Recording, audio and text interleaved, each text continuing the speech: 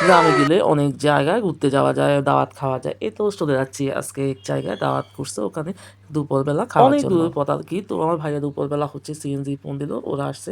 আর আমি, ভাবি, আমার মা, বোন সবাই, মামি আমরা সবাই চলে গেলাম ওখানে। আমরা যেখানেই যাই আমার মামি আমাদের সাথে থাকবে। মা মামিকে ছাড়া কোথাও যায় না।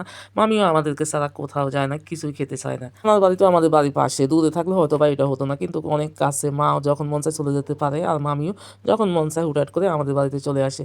আর আমরা গেলে তো মামির কাছে যাই হোক, তো কোথায় গেলাম সেটা আপনাদের সাথে শেয়ার করি। গেলাম আমার ভাইয়ের শ্বশুর বাড়িতে আরকি দুপুরবেলা।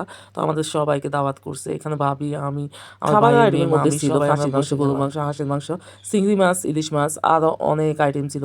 ৪ রকমের ভর্তা ছিল। ভর্তাগুলো এত বেশি মজা হইছে। আমার মামি ১ম এ হচ্ছে ভর্তা দিয়ে মা, মামি খাচ্ছিল। এই তো আমরা সব ভাই বোনে মাশাআল্লাহ অনেক বেশি খেতে পারি। যাই হোক, তো এখানে হচ্ছে ভাইয়া বলতেছে হাঁসের মাংস বেশি করে নেওয়ার জন্য।